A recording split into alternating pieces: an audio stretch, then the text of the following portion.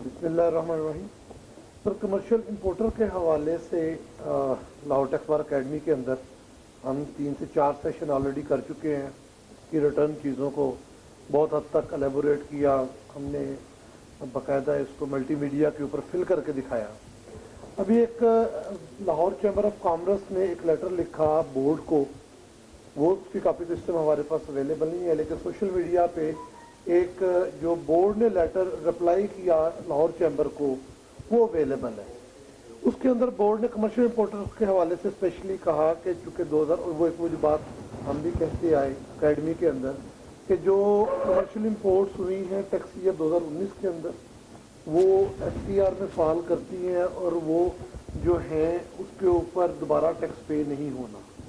लेकिन उनके लेटर से कुछ इस तरह का शुबा या इस तरह का इश्तबा आ रहा है कि क्या वो जो मैंने एफटीआर की सेल्स हैं 2020 में मैंने की, क्या मैंने अपनी इनकम टैक्स रिटर्न 2020 में उसको एफटीआर के कॉलम में डिक्लेयर भी करना है या उनको अपने टोटल टर्नओवर से माइनस करके सिर्फ वो जो मिनिमम वाली है उनको रिटर्न में डिक्लेयर करना है? क्योंकि इसके अंदर अगर हम एफटीआर की सेल को टोटल सेल में साथ डिक्लेयर नहीं करते तो मेरी सेल्स टैक्स रिटर्न और इनकम टैक्स रिटर्न की सेल परचेज में मिसमैच आएगा, जो कि अदरवाइज भी ऑब्जेक्शनेबल होगा, अदरवाइज भी उसके ऊपर एक्सप्लेनेशन रिक्वायर्ड होंगी। तो क्या ये लेटर जो है अपनी ट्रू सेंस में आपकी राय में दुरुस्त है या इसमें कुछ बेहतरी है, ये नामुकम्मल है, मुकम्मल है? वैसे हमें इसको मैंने जो देखा है ये 3 दिसंबर का है 2020 का।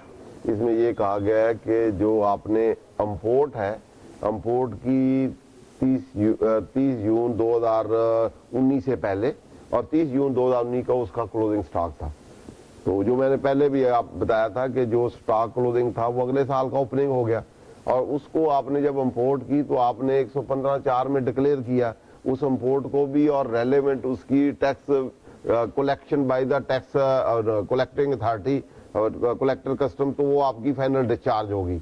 इट मीन उस पर आपने टैक्स दे दिया। अब दोबारा अगर उसको हम ऐड करेंगे क्योंकि आप मिनिमम है टर्नओवर में हम डालेंगे तो वो उसमें फिर टैक्स हो जाएगा और डबल डिडक्शन हो जाएगी।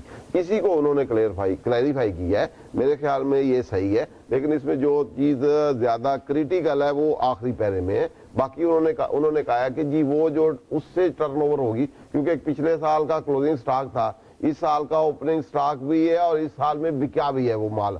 इस साल में भी बिक सकता है, अगले साल में भी बिक सकता है, उससे अगले साल भी बिक सकता है। अब जब बिकता है तो वो स्टॉक से निकल के, ओपनिंग स्टॉक से निकल के, एक तो होता है कि ओपनिंग स्टॉक से निकले, जो नहीं बिकेगा तो फिर अगले क्लोजिंग में आ जाएगा, फिर अगले क्लोजिंग में चलेगा, इस तरह चलेगा। जो बिक गया तो सारा वहां से क्या ट्रांसफर हो जाएगा इनटू सेल।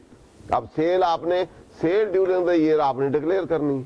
अब क्वेश्चन ये कि वो डिक्लेयर कहाँ करनी है। अगर आप उसको एनटीआर में नॉर्मल टैक्स रजीम वाला रिटर्न हमारी देखें इनकम टैक्स की, तो उसमें 3 कॉलम है। एक कॉलम है टोटल का, एक है फाइनल का, एग्जेम्प्ट का और उनका, एक आखिरी है एनटीआर का, नॉर्मल टैक्स का। तो उन्होंने इसमें सही कहा है कि आपने उसको नॉर्मल में डिक्लेयर नहीं करना। अगर एनटीआर में डिक्लेयर करेंगे तो उसमें टैक्स लग जाएगा। नीचे तक आपका वर्किंग जो होगी नॉर्मल टैक्स के मुताबिक होगी और मिनिमम में भी आपका टैक्सेशन आ जाएगी। तो इसलिए उन्होंने कहा जी उसको आप जो आपका कॉलम है एनटीआर वाला 3rd कॉलम जो है उससे सेल, जो sale arising from that import है which is available in the opening stock और इस साल बिकी है लेकिन इंपोर्ट पिछले साल की है, तो उसको आपने एनटीआर वाले कॉलम में नहीं लिखना। कहाँ लिखना है? वो फाइनल डिस्चार्ज वाले में या जो एग्जेम्प्ट वाला है, क्योंकि पिछले साल टैक्स दे दिया है तो इस साल वो एग्जेम्प्ट है, उसमें दोबारा टैक्स नहीं होना।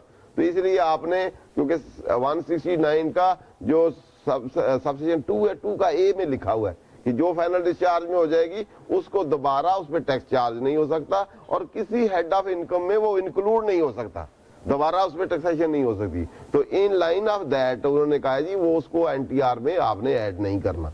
ठीक है, आपने कहाँ लिखना है? फाइनल वाले में लिखना है। फाइनल वाले में नीचे प्रॉफिट आएगा और वही प्रॉफिट एग्जेम्प्ट टोटल में होके चाहेगा। टोटल बैलेंस शीट में टोटल टर्नओवर होगी, रिकंसाइल भी हो जाएगी with your sale tax return, और लेकिन टैक्सेशन किस पे होगी? फिर सिर्फ नॉर्मल जो टर्नओवर है, नॉर्मल टर्नओवर से जो नॉर्मल आपका नेट प्रॉफिट आया है उस पे टैक्सेशन होगी और अकॉर्डिंग टू द लॉ हो जाएगी। मिनिमम में भी ये नहीं आएगा क्योंकि ऑलरेडी इस पे दे दिया है। बाकी जो ड्यूरिंग द ईयर इंपोर्ट की होगी वो नॉर्मल में ऐड होके वो मिनिमम में चली जाएगी। تو اس لیے یہ لیٹر انہوں نے بالکل صحیح کیا. اب اگلی بات جو ہے وہ آخری جو جس میں تھوڑا سا ہے, انہوں نے کہا اس کا ڈسکارڈڈ آپ کریں, ڈسکارڈڈ کریں کہ جو کلوزنگ سٹاک سے اوپننگ میں آیا ہے تو پھر ڈیورنگ دی ایئر بکا بھی ہے. تو وہ اس لیے انہوں نے کہا جی اب این ٹی آر میں نہیں کرنا تو آپ نے ایگزیمپٹ میں کرنا ہے یا فائنل میں کرنا ہے کہ لوگ زیادہ ڈکلیئر نہ کر لیں, کرنٹ والا بھی ڈکلیئر نہ کر لیں ایگزیمپٹ میں. اس لیے انہوں نے کہا جی سیل ٹیکس میں کیونکہ وہ ایکچوئل سیل ڈکلیئر کرے گا تو آپ وہاں سے سیل ٹیکس میں جو ڈکلیئرن کی ہے اس سے کمپیرزن کریں کہ یہ والی سیل جو ہے جو وہاں ڈکلیئر کی ہے وہ اس کے اوپننگ سٹاک والی ہے یا دوسری کرنٹ ایئر والی ہے. کرنٹ ایئر امپورٹ میں سے نہ ادھر ڈکلیئر کر دے. تو اس لیے ان کا آڈٹ کر کے اس کو ریکنسائل کریں کہ یہ جو اس نے این ٹی آر میں نہیں ڈکلیئر کی جو فائنل میں ایگزیمپٹ والے کالم میں ڈکلیئر کی ہے وہ وہی سیل ہے arising from the import in the year 2019 اور that was in the available in the closing stock of 2019 اور اگلے سال میں اوپننگ تھی, اس سے ریلیٹڈ ہی سیل ہے. تو اس کو آپ آڈٹ کر کے چیک کر کے ریکنسائل کر لیں کیونکہ آپ نے جو 2019 ہے اس میں ٹیکس تو امپورٹ پہ دیا ہوا ہے نا, امپورٹ سے پھر آگے وہ سیل ارائز ہوئی ہے اور انکم ارائز ہوئی ہے وہ ایگزیمپٹ ہے. جو کرنٹ ایئر میں امپورٹ ہوئی ہے وہ ایگزیمپٹ نہیں ہے, کرنٹ والی کہیں ادھر نہ ڈالی ہو. تو اسی لیے اس کو چیک کر لیں کہ جو سیل آپ نے ڈکلیئر کی ہے under the F T R regime یا ایگزیمپٹ والے کالم میں وہ وہی ہے, اسی سٹاک سے جو اوپننگ تھا فرام دا پروسیڈنگ ایئر اسی سے ارائز ہوئی ہے, اس سے ریلیٹ کرتی ہے. تو اس کو ریکنسائل کر کے چیک کر لیں تاکہ کوئی ایویڈنس نہ ہو, ٹیکس کو ادھر ادھر نہ کر لیں. میرے خیال سے تو یہی ہے. اور اس میں کوئی چیز ہے نظر مجھے نہیں آ رہا, پڑھ کے سنا دیں اگر کوئی اور ہے تو.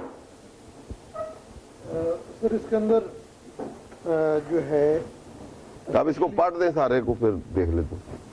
سر میں جو آخری 2 ریلیونٹ پیراگرافس ہیں وہ پڑھ دیتا ہوں. ہاں ٹھیک. نمبر 3 ہے اس لیٹر کا, the matter has been examined.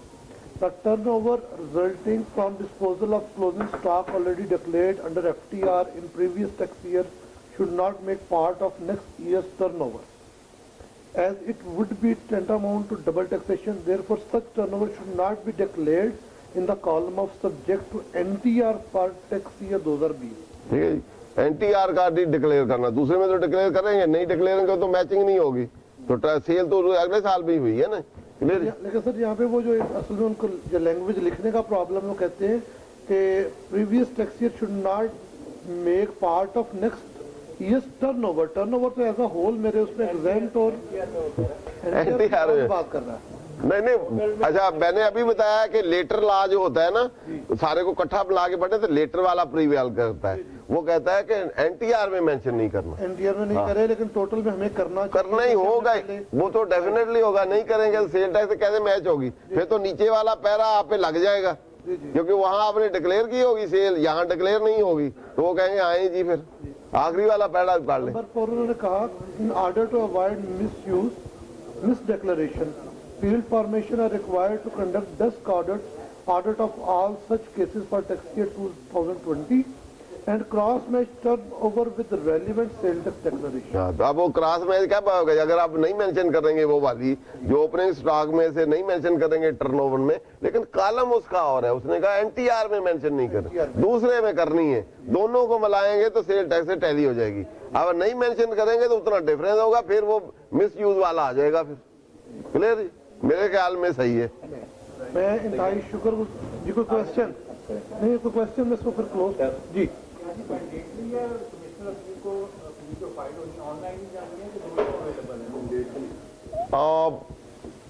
کیونکہ لا میں لکھا نہیں ہوا کہیں, انہوں نے کہا لا میں ہے کہ آپ پریسکرائب فارم پہ کریں گے, ٹھیک ہے, تو آپ پریسکرائب انہوں نے رول چینج کر کے وہاں پریسکرائب فارم دے دیا اور پروسیجر بھی دے دیے.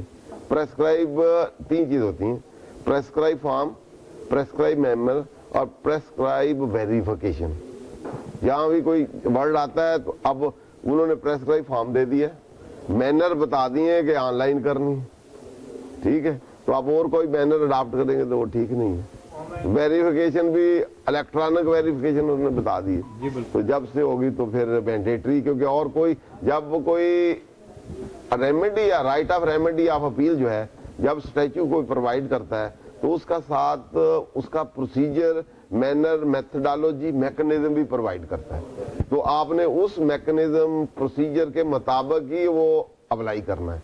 लेकिन उसमें कोई शॉर्ट कमिंग्स हो, इरेगुलरिटीज हो, तो वो रिमूव हो सकती हैं। कोई चीज़ आपने शार्ट लगाई नहीं है, कोई चीज़ नहीं दी है, तो वो आपको फिर नोटिस दे सकता है कि ये शार्ट कमिंग है, ये ऐसे लिखना था, ऐसे करना था, ये एक डॉक्यूमेंट नहीं, ये ऑर्डर नहीं है, वो कर सकता है। लेकिन आप कहें कि प्रेस्क्राइब नहीं किया, एक एप्लीकेशन ले दे, तो उस पे वो फिर अपील, वैलिड अपील नहीं होगी। लेकिन कोर्ट में जाके अगर आपने दे दी, इस बेसिस पे आप पे लाइबिलिटी वो आपके लिए वो टाइम बार्ड या वो नहीं हो जाएगी। लेकिन अगर आपकी इंटेंशन सही है, मेलाफाइडी नहीं है, आपने उसको नहीं देखा, अगर आपने अपील वैसे जो पहला प्रोसीजर था उसी प्रोसीजर के तहत दे दी है, लेकिन उसमें फिर आपकी जो इसको कहते हैं कि कंडोनेशन आप फिर बाद में अप्लाई करें तो कंडोनेशन दे सकते हैं। कंडोनेशन के लिए आप रीजनेबल काज बता सकते हैं कि ये वजह थी जिसकी वजह से मैं ये नहीं कर सकता, तो कोर्ट में भी आप जा सकते हैं, वहां से भी रिलीफ ले सकते हैं। लेकिन बेस्ट सोल्यूशन यही है कि आप अप्रोप्रिएट जब आ गया है, आपको पता है, तो उसी पे करें। अगर आप किसी वजह से आपकी इरेगुलरिटी हो गई है अनइंटेंशनली, तो फिर वो कंडेनेबल होती हैं। उसके लिए कोई चीज आर्बिट्ररी ना हो, अकॉर्डिंग टू द लॉ हो, इरेलेवेंट, इरेशनल ना हो। जानबूझ के करेंगे, इंटेंशनली, डेलिबरेटली, नोइंगली, तो फिर नहीं है।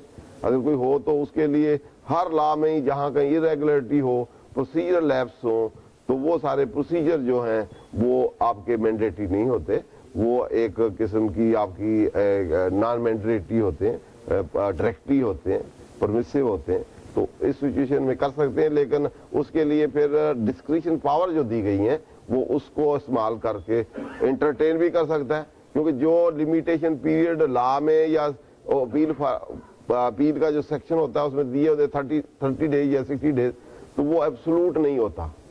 उसके साथ आगे ही फिर एक सेक्शन होता है जो डिस्क्रिशन देता है टू दैट अथॉरिटी कि रीजनेबल काज हो तो आप बाद में भी ले सकते हैं। Where taxpayer has been prevented from filing of return, और वो शो कर दे रीजनेबल काज, तो रीजनेबल काज में फिर आपके इंटेंशनल ना हो तो अनइंटेंशनल हो, डेलिब्रेट ना हो, आपकी कोई ऐसी रीजन बन जाए जिससे आप बियॉन्ड योर कंट्रोल हो, आप जा ना सकते हो या फाइल ना कर सकते हो, या सिस्टम फॉल्ट हो, या बियॉन्ड योर कंट्रोल हो, तो वो फिर कोर्ट जो है या एपेलेंट अथॉरिटी फोरम है वो जज करता है according to fact and circumstances कि आपके पास आपके रीजनेबल काज हैं कि नहीं। बाद आप डिफरेंट फोरम में चले जाते हैं, उधर की बजाय हाई कोर्ट चले जाते हैं, विद इन दैट नहीं फाइल करते, बाद में हाई कोर्ट 6 महीने उधर पेंडिंग रहती है, हाई कोर्ट फिर कह देता है जी उधर चले जाए, फिर डायरेक्शन आ गई ना। इस तरह फिर उसकी जो रियल टाइम है उसका 30 डेज वो एब्सोल्यूट नहीं होता, वो फिक्स नहीं है कि यही है, इसके बाद कुछ नहीं हो सकता। फिर डिस्क्रिशन एक्सरसाइज करने के भी अपने रूल हैं कि डिस्क्रिशन जो भी एक्सरसाइज करेगा वो फैक्ट सर्कमस्टांस को सामने रखेगा और उसमें वो जो है आर्बिट्ररी एक्सरसाइज नहीं करेगा।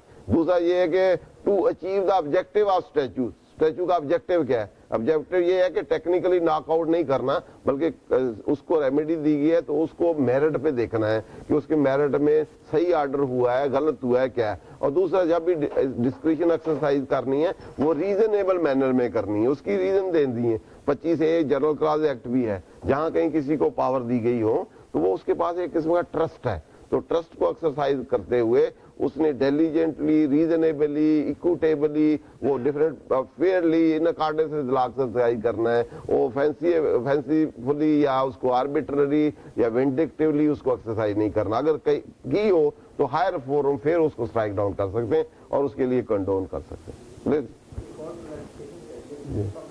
कंपनी में बोनस शेयर्स पे तो टैक्स खत्म कर दिया है, क्या प्राइवेट लिमिटेड पे भी खत्म है बोनस शेयर पे टैक्स? पहले बात तो यह है कि खत्म कर दिया है, तो अगर उसमें एग्जम्पशन जो है उसको जिसको नहीं दी उस पे है फिर। लेकिन पहले 2-3 साल पहले जो डेफिनेशन ऑफ इनकम थी उसमें बोनस शेयर को एक्सक्लूड किया हुआ था, फिर उसके बाद उन्होंने इंक्लूड कर दिए, फिर एक्सक्लूड कर दिए। मेरा ख्याल है एक्सक्लूड है, बाकी उसको पढ़ लें। क्योंकि ये 236 अगर एक्सक्लूड नहीं है तो टैक्सेबल है अनलेस एग्जम्पशन ना दी हो। 2018 में एक्सक्लूड किया ना सर 236M को। वही मैंने कहा ना, उस डेफिनेशन ऑफ इनकम को पढ़ लें। अगर 236M है ना जो, वो है advance tax on bonus share. Tax deduction अलग चीज है, चार्जेबिलिटी अलग चीज है। ठीक है। ये क्लैरिफिकेशन चाह रहा है। अगर एडवांस टैक्स का प्रोविजन है कहीं कि इस पे इतना कटना है तो वो कटेगा तो जरूर, फिर उसके बाद काटना तो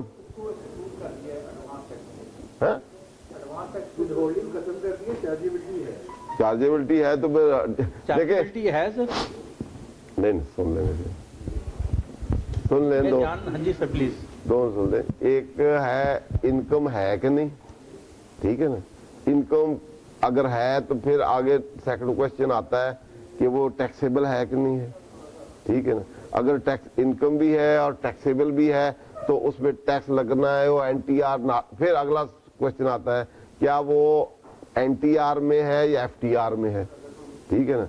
एनटीआर जो होगी उसमें विद होल्डिंग का कोई ताल्लुक नहीं होता, हो या ना हो उससे इररिलेवेंट है, क्योंकि वो एडवांस टैक्स होगा, एडजस्ट होगा, बाकी आपको पे करना है या मिनिमम होगा। अब एफटीआर जो है वो विद होल्डिंग में से एक पार्ट है। विद होल्डिंग जो सेक्शंस हैं वो विद होल्डिंग के लिए जरूरी नहीं कि इनकम है, लेकिन उन्होंने किसी चीज को भी, वो रियल इनकम नहीं है लेकिन इनकम की डेफिनेशन में देखें तो वो एक किस्म की डीमिंग इनकम है। जो भी ट्रांजैक्शन पे उन्होंने विद होल्डिंग लगाया है ना, वो पहले उसको इनकम की डेफिनेशन में शामिल किया है कि वो इनकम है, तो एक्चुअल रियल इनकम नहीं है। एनटीआर के लिए वो सारी इनकम नहीं। जैसे इम्पोर्ट पे टैक्स डिडक्शन होगा तो इम्पोर्ट इटसेल्फ इनकम नहीं है, लेकिन वहां लिख दिया गया है कि for the purpose of deduction के लिए वो इनकम है, ठीक है। इसी तरह बाकी जितने भी 70 ट्रांजैक्शन है जिन पे डिडक्शंस होती हैं, पहले हमने यही चैलेंज किया था, हमने कहा जो इनकम नहीं है उसमें डिडक्शन कैसे हो सकती है। उन्होंने कहा अच्छा भाई ये डेफिनेशन ले लें, इसके अंदर हम डाल देते हैं। पुराने लॉ में नहीं थी डेफिनेशन के अंदर, इस लॉ के तहत उन्होंने इनकम के अंदर कि जिस ट्रांजैक्शन पे विद होल्डिंग लगनी है या लगानी है, that will be first treated as a by virtue of legal fiction, deeming की वजह से उसको डीम कर लिया। लेजिस्लेटर के पास 3 पावर्स होती हैं डीमिंग प्रोविजन में। नंबर 1 होती है कि किसी भी फैक्ट को जो रियल फैक्ट हो, एग्जिस्ट ना करते हो तो उसको अज्यूम कर ले ये एग्जिस्ट करते हैं। कोई भी फैक्ट सर्कमस्टांसेस एग्जिस्ट ना भी करते हो तो लेजिस्लेटर अज्यूम कर सकता है कि ये एग्जिस्ट करते हैं। जैसे रियल इनकम नहीं है वो अज्यूम कर सकता है अभी ये इनकम है। जैसे आपका एक्सपेंडिचर आप करते हैं, वो कहते हैं ये अनएक्सप्लेनेबल है तो इनकम है।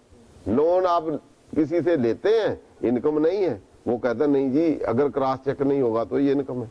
तो उसने एक्चुअल वो इनकम नहीं भी है, फैक्चुअली नहीं भी है, उस फैक्ट को उसने अज्यूम कर दिया कि ये ऐसे ही है। ये पहला उसमें जो लीगल फिक्शन है या डीमिंग है, इसमें पावर होती है लेजिस्लेटर के पास कि कोई भी फैक्ट जो है जो एग्जिस्ट ना भी करते हो उसको अज्यूम कर सकता है कि ये एग्जिस्ट करते हैं। दूसरी पावर उसके पास ये है कि वो किसी डेफिनेशन को इस तरह ऐड डिफाइन कर सकता है कि जो उसके मीनिंग ना भी हो उसको कहो ये इसके मीनिंग है। इसका नॉर्मल ये है कि जहां लिखा होता है इंक्लूड, कई डेफिनेशनों में आप देखेंगे डेफिनेशन डिफरेंट किस्म की होती है, अगला हमारा लेक्चर होगा तो उसमें हम उसको भी देखेंगे। कहीं लिखा होता है मीन, मीन से मुराद यही मीनिंग है। हो सकता है डिक्शनरी, डायरेक्टरी या कोई और डेफिनेशन और ही हो, तो मीन का मतलब उस कन्फाइंड है, एग्जॉस्टेड डेफिनेशन है कि ये जो इसमें लिखा गया यही है, इसके अलावा कुछ नहीं। यहां वर्ड आ जाए इंक्लूड, तो इंक्लूड का मतलब ये लीगल फिक्शन है, लीगल फिक्शन या डीमिंग है। उसने डीमिंग या लीगल फिक्शन की पावर एक्सरसाइज करते हुए और उसमें जो चीजें नहीं भी शामिल हो सकती, जो उसकी नहीं है मीनिंग, नॉर्मल डेफिनेशन में नहीं भी है तो उसने वो भी शामिल कर दी।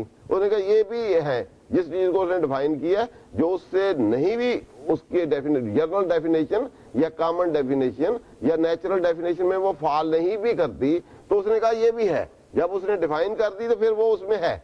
ये उसने लेजिस्लेटर ने अपनी लीगल फिक्शन या डीमिंग अथॉरिटी एक्सरसाइज करते हुए उसको भी उस डेफिनेशन के स्कोप में डाल दिया। तीसरा ये है कि happening non happening of event, कोई चीज नहीं भी हैपन होती तो वो कह सकता है ये हैपन हो गई है। इसी तरह उसके रिवर्स है, वाइस वर्सा, हैपन होगी वो कहता नहीं अक्कर हुई। तो 3 चीजें लेजिस्लेटर डीमिंग की या लीगल फिक्शन की, ये उसके पास पावर है कि इसको वो एक्सरसाइज कर ले। लेकिन इसकी कुछ कंस्ट्रेंट भी हैं, हर एक चीज को नहीं डीम कर सकता, लेकिन उन चीजों को लिमिटेड जो है, पहला तो ये स्ट्रिक्टली कंट्रोल होना चाहिए। इसको हम एक सेक्शन में उसने डीम किया तो सारे सेक्शनों पे अप्लाई नहीं कर सकते, टू दैट एक्सटेंट उसका जो एरिया या टेरिटरी होगी वो लिमिटेड और कन्फाइन होगी, लिमिटेड स्ट्रिक्ट इंटरप्रिटेशन होगी और उसकी टेरिटरी जो है लिमिटेड होगी। स्पेल लेवल सारे ऑर्डिनेंस में नहीं हम कर सकते या उसके रिलेटेड को हम ट्रीट नहीं कर सकते। तीसरा जो इसमें रूल है उसका जिस चीज को वो डीम कर रहा है कि ये डीम्ड है उसका रियल के साथ नेक्सेस हो, जैसे मैंने अभी कहा था एक्सपेंडिचर या लोन कहा था, ये उसी का नेक्सेस है जो हमारी इनकम है उसी में से ओरिजिनेट होते हैं, या प्रॉपर्टी आपने खरीदी है तो वो उसका नेक्सेस है इनकम के साथ, क्योंकि इनकम से हम प्रॉपर्टी लेते हैं। तो जिसका नेक्सेस हो, डायरेक्ट रिलेशनशिप हो या इनडायरेक्ट रिलेशनशिप हो, नेक्सेस हो, उन चीजों को डीम्ड किया जा सकता है। और हर एक चीज को जो इररेलेवेंट हो, जिसका उसके कोई कनेक्शन ही नहीं हो, तो उसको डीमिंग में उन चीजों को उसमें शामिल नहीं किया जा सकता। अगर वो करता है लेजिस्लेटर, तो फिर जो कोर्ट्स हैं, कोर्ट फिर इसको जब भी इंटरप्रेट करते हैं डीमिंग प्रोविजन को, तो उसके लिए पहले ऑब्जेक्ट देखते हैं कि उसका क्या ऑब्जेक्ट जो लेजिस्लेटर जो है उससे अचीव करना चाहता है और किन लोगों के मतलब है। दो चीजें, पर्सन कौन से हैं और ऑब्जेक्टिव क्या है, इसके सामने रखते हुए कोर्ट फिर उसका दायराकार या वो उसकी स्कोप वो डिटरमिन कर सकता है और देख सकता है कि ये नेक्सेस है या नहीं है, तो अकॉर्डिंगली इंटरप्रेट करके उससे कंक्लूजन ड्रा कर सकता है। क्लियर जी? तो अब क्वेश्चन क्या था? बोनस। अब बोनस शेयर को क्योंकि वो विद होल्डिंग वाला है, अब वो विद होल्डिंग को इनकम को अज्यूम कर लिया, उसमें विद होल्डिंग के सेक्शंस हैं। अब विद होल्डिंग में बोनस शेयर में जब तक विद होल्डिंग थी वो विद होल्डिंग होती रहेगी, जब नहीं थी नहीं होगी। अब चार्जेबिलिटी अलग है, अगर वो चार्जेबल टू टैक्स है, बोनस शेयर इनकम है या नहीं, नई इनकम तो टैक्सेबिलिटी नहीं होगी, तो विद होल्डिंग इंडिपेंडेंट एक रजीम है और इनकम और चार्जेबिलिटी वो एक इंडिपेंडेंट रजीम है। दोनों में आप देख लेंगे विद होल्डिंग आप पे लॉ एप्लीकेबल है तो विद होल्ड करेंगे, नहीं करेंगे तो फिर क्या होगा, आप 161, 200, 162 वाले वो सेक्शन या वो पेनल्टियां या वो लगेंगी, वो विद होल्डिंग के रेट है। अब दूसरा चार्जेबिलिटी के मतलब है, चार्जेबल है तो फिर आप उसी तरह एनटीआर या फाइनल जिसमें है उसके मुताबिक। ठीक, होल्डिंग प्रोविजन खत्म हुई है तो for the year bonus share income नहीं अज्यूम होगी, जब आप शेयर को डिस्पोज करेंगे तब जो प्रॉफिट निकलेगा उस पर टैक्सेबिलिटी होगी। क्या ये तो नई बात sir, bonus share for the year transfer हुए 50,000, विद होल्डिंग टैक्स की प्रोविजन एक्सक्लूड होगी। वो तो एक अलग बात होगी ना कि विद होल्डिंग खत्म हो गई तो विद होल्डिंग नहीं वो होगी। अनरियलाइज्ड इनकम है, अब जब शेयर डिस्पोज होंगे तो तब चार्जेबिलिटी होगी। मैंने ये बताना चाहता हूँ, शेयर कब डिस्पोज, बोनस शेयर जब भी आप शेयर आपकी ओनरशिप में आ गया ना, अब मैं इस ईयर नहीं डिस्पोज करता तो फॉर द ईयर मेरी कोई इनकम नहीं है, जब मैं उसको डिस्पोज करूंगा तब प्रॉफिट के ऊपर जो वो सेक्शन 37 में उस पे उसके अकॉर्डिंगली टैक्स लगेगा। वो तो गेन है ना, तो सर वो गेन ही निकलेगा ना। For the year bonus share income पे कोई टैक्स नहीं होगा क्योंकि विद होल्डिंग टैक्सेशन गेन एक अलग बात है, सुन लेना। तो ये लिंक विद होल्डिंग खत्म की है ना। और नहीं बेटा, सुन लेना, गेन टैक्स 37 एक अलग चीज है। जब भी कोई स्टॉक, प्रॉपर्टी या कोई चीज आप बेचते हैं तो उस वक्त आप उससे देखते हैं कि उसकी परचेजिंग के वक्त कास्ट क्या थी, कास्ट डिस्पोजल। अब आपने शेयर रिज्यूम कर लें, शेयर 3 तरीकों से आपके पास आ सकते हैं। एक आप वो सब्सक्राइब करते हैं, वो कैश दे लें और ले लें, ठीक है। एक आपको इन काइंड आते हैं कि आप कोई प्रॉपर्टी या कोई चीज या सर्विसेज रेंडर दी उसके इन काइंड दे दें। तीसरा है बोनस शेयर, उन्होंने प्रॉफिट के बजाय आपको डिविडेंड कैश में देना है, तो डिविडेंड कैश देंगे तो टैक्स होता है कि नहीं होता? जब आप रिसीव करते हैं तो होता है ना, तो सेल तो बाद की बात है ना। डिविडेंड आपने लिया, शेयर तो अभी आपके पास है। डिविडेंड एक अलग इनकम है, उस शेयर से अराइज हुई है, ठीक है। वो शेयर आपके पास होल्डिंग है, उससे आपको डिविडेंड मिला है। डिविडेंड कैश में मिले तो आपके 10% या 15 जो भी है वो टैक्सेशन है। अब उन्होंने बजाय आपको, उनके कंपनी के पास पैसे नहीं थे तो उन्होंने आपके शेयर पे रिटर्न तो कोई देनी है ना, तो उन्होंने बजाय रिटर्न पे डिविडेंड कैश में देने के बाद उन्होंने कहा बोनस शेयर दे दें। बोनस शेयर आपकी तो इनकम है ना, सुन ले ना, बात तो सुन ले। इनकम, पहली बात वो इनकम है, चार्जेबल टैक्स है या नहीं है ये अलग बात है। वो क्योंकि इनकम की डेफिनेशन से पहले एक्सक्लूडेड थी at the time of receipt of bonus share, क्योंकि इनकम की डेफिनेशन से एक्सक्लूडेड थी तो वो टैक्सेशन से एक्सक्लूडेड थी। इसलिए उस पर टैक्सेशन नहीं होती थी। जब आप उस बोनस शेयर को सेल करते थे तो गेन टैक्सेशन होता था, वो अब भी होता है, ठीक है ना। हम तो बात कर रहे हैं कि at the time of receipt जब आपको बोनस मिला है तो वो आपकी इनकम है या नहीं है, टैक्सेशन होनी है कि नहीं, नहीं है, पहले होती रही है ना, यही तो। और नहीं, विद होल्डिंग के कोई तल्लक नहीं बैठा ना। आपने कहा ना अभी विद होल्डिंग, विद होल्डिंग एक अलहदा रजीम है, डेफिनेशन जो है उसमें से पहले एक्सक्लूडेड थी कि बोनस शेयर आप लेंगे तो वो डेफिनेशन ऑफ इनकम में नहीं है, तो इसलिए पूरे लॉ से एक्सक्लूडेड थी, फिर उन्होंने इंक्लूड कर दी, साथ विद होल्डिंग भी लगा दी, ठीक है। तो विद होल्डिंग के मुताबिक वो विद होल्ड के बाकी आपको टैक्स देना होता था। अब विद होल्डिंग खत्म कर दी अगर, तो उधर रही अगर, तो फिर टैक्सेशन होगी, विद होल्डिंग वाला एडजस्ट नहीं होगा। अगर दोनों ही वो विद होल्डिंग खत्म कर दी और उधर भी उसी तरह एक्सक्लूड कर दी तो फिर टैक्स नहीं लगेगा, फिर डिस्पोजल पे लगेगा। समझ लगी? Thank you. मैं इंतहाई शुक्रगुजार हूँ अपने तमाम हाजरीन का, अपने तमाम पार्टिसिपेंट्स का कि जिन्होंने अपना कीमती वक्त हमारी अकेडमी के साथ हमारे साथ वक्त गुजारा, तमाम दोस्तों का जिन्होंने सवाल किए, जिनके इल्म से हम मुस्तफीद हुए। मैं शुक्रगुजार हूँ अपने उस्ताद मोहतरम मंशा स्केरा साहब का, मोहसिन विल्स साहब का और तमाम दोस्तों का। इंशाल्लाह अगले सेशन में फिर मिलेंगे। बहुत शुक्रिया।